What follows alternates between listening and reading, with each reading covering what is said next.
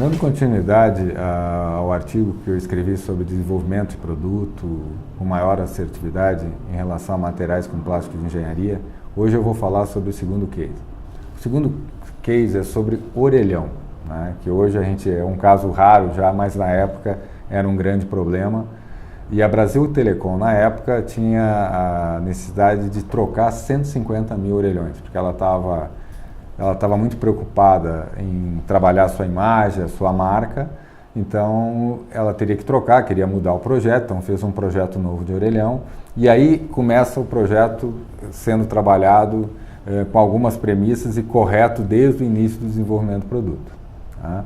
Então, o que eles definiram? Eles tinham 10 fornecedores de orelhões, na parte de fibra de vidro, de compósito reforçado com fibra de vidro. Todos eles eram um processo manual. Era feito um processo manual onde tem um alto desperdício. E aí o que eles definiram? Não dá para fazer 20 mil, 30 mil, ter 10, tudo bem. Agora, para fazer 150 mil, administrar isso e ter o controle de qualidade disso, era muito complicado. Então, uma das premissas, nós vamos ter no máximo 2 fornecedores. Será que nós temos 2 fornecedores no Brasil que têm condições de cada um fazer 80 mil? Com esse processo, era muito difícil. Então, eles procuraram ajuda, né, procuraram pessoas e empresas especializadas para entender todo o processo. Então, esse era um ponto. Outro ponto, o produto tem que ter uma resistência maior, porque o nível de manutenção e de retrabalho era muito alto. Então, eles tinham quase 4, 5 mil orelhões por ano para fazer manutenção, para trocar. Existiam fábricas trabalhando só para fazer orelhão para manutenção, né? Então isso eles também queriam eliminar, que era um custo muito alto. E outro, o orelhão tinha que ter o mesmo preço do atual, né? Claro que ia ter mais um volume, mas eles estavam dispostos a investir um pouco em tecnologia, em design, porque também eles estavam preocupados com beleza e com a marca. E na época nós entramos nesse projeto e fizemos uma proposta. Primeiro ponto, vamos mudar o projeto, vamos mudar o processo, fazer um produto, uma peça única, né? E na época não se tinha uma tecnologia, tinha algumas tecnologias que podia ser feito, mas com custo de investimento muito alto, que era, por exemplo, o SMC. E tinha os processos manuais que teria que ter, para fazer esse volume de 160 mil, mais de 400 das ferramentas. Então seria um trabalho, e fora teria que ter uma fábrica de ferramenta para se fazer, que são os moldes onde eu faço a peça. Então seria uma loucura fazer isso, então não faria sentido. Então mudamos um processo. Na época existia um processo chamado RTM alta pressão, que é um processo que você injeta, coloca a fibra de vidro, injeta a resina. É um processo que tem um desperdício menor. Para vocês terem só uma ideia de números, num processo manual, onde eu faço com pincel ou com a aplicação da fibra de vidro, eu tenho um desperdício de 18%. Num processo de RTM, né, que é o processo resina de transferência por injeção, eu vou ter 3%, 4%. No orelhão até menor, porque ele tem a forma dele, favorece isso. Então a gente escolheu esse processo, só que era um processo com moldes pesados também. Então a gente viajou, buscamos nova tecnologia e encontramos um processo que chamava RTM Light. Na época não tinha esse nome e era feito só para a indústria aeroespacial, né? E quando eu visitei essa empresa, conheci essa empresa, foi interessante que quando eu falei para eles me disseram assim: olha, é um processo limitado, tu só pode fazer um número pequeno de peças, né? Então a gente faz aqui 2 peças por dia. Ok, né? Então se eu fosse acreditar nisso, eu nunca ia ser um processo que eu usar no orelhão, mas, né, como um bom brasileiro e criativo, eu disse: não, isso não é possível, não tem por que fazer só 2 peças por dia, então vamos investir nesse processo. Então a gente trouxe esse processo, adaptou ele, né, para essa aplicação.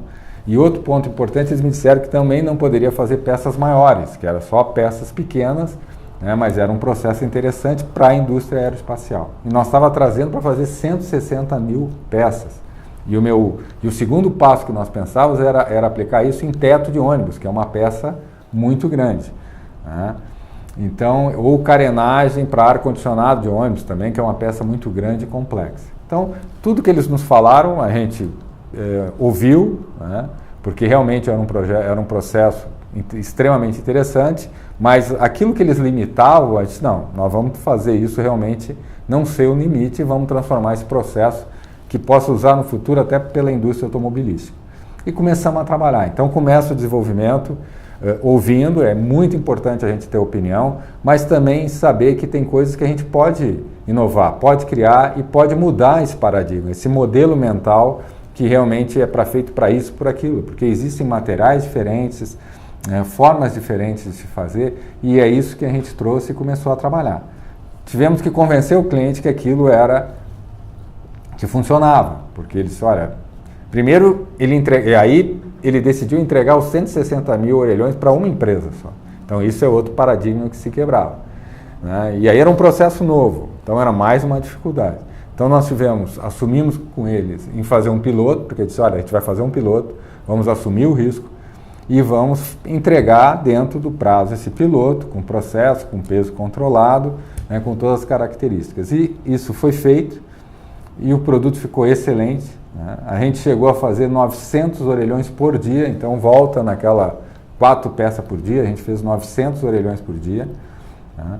Porque a gente tinha um prazo, era 6, 7 meses para entregar esse número altíssimo, para esse processo, quer dizer, foi realmente uma quebra de paradigma. A fábrica ficou verde, porque o orelhão era verde, então era uma coisa maluca, e foi até interessante, porque a gente teve que pintar, orelhão parecia pipoca saindo de dentro da fábrica. Então a gente teve que pintar aquilo, foi uma coisa assim impressionante, a quantidade de orelhão na grama, no pátio, em tudo que lugar tinha orelhão. E um ponto que eu acho que foi para nós, a gente trabalhou muito, e como eles queriam implantar 7 mil orelhões no Brasil de um dia, né? As pessoas iam dormir num dia e acordar no outro dia, com cada um nas suas cidades, com os orelhões, né? E com a marca nova e assim por diante, né? Então nós tínhamos que instalar 7 mil, então a gente fez toda uma logística de entrega, né? E a última entrega que nós iríamos fazer era Curitiba, né? Então a gente começou nos lugares mais longe e era esse 7 mil e ia passar a noite fazendo essa substituição. E a gente, naquele dia, a gente ficou até às 8 horas da noite trabalhando e entregando o último orelhão, né? Então a gente entregou o último orelhão para Curitiba, daquele primeiro lote, e aí nós estávamos saindo da fábrica e quando a gente chega no portão da fábrica, a gente olha, já tinha um orelhão nosso, eles fizeram uma homenagem para nós e tinha um orelhão na frente da nossa fábrica, o nosso orelhão já instalado. Então isso foi uma coisa que eu nunca vou me esquecer e que valeu todo o esforço e a gente conseguiu cumprir o prazo. Foi uma coisa sofrida, foi um desenvolvimento extremamente sofrido, mas que teve risco, teve o risco, porque era um processo novo, mas nós tínhamos pessoas com conhecimento e a gente foi lá fora, a gente saiu. Aquilo que eu falei há pouco, né, num outro vídeo que nós fizemos, sobre buscar tecnologia, buscar aliança, buscar parceiros. Quando tu não tem, tu tem que buscar. Tem que buscar melhorar, adaptar, ouvir, questionar, mas tem que ouvir. Não se faz nenhum produto de desenvolvimento desse tamanho sem ter pessoas e está todo mundo alinhado, todo mundo compartilhando conhecimento e com o mesmo objetivo. Então, resumindo, o orelhão foi entregue, o nível, nós acabamos, né, teve um grande problema para quem fazia manutenção, porque ele diminuiu, a gente teve um número de 5 mil, caiu para 100 orelhões no ano, só acontecia quando realmente alguém batia, havia acidente, porque o orelhão era extremamente resistente. Então, esse é um case de sucesso. Também, outro ponto, a nível mundial, foi o maior consumo de fibra de vidro, de manta de fibra de vidro para essa aplicação, né? Então, foi esses orelhões.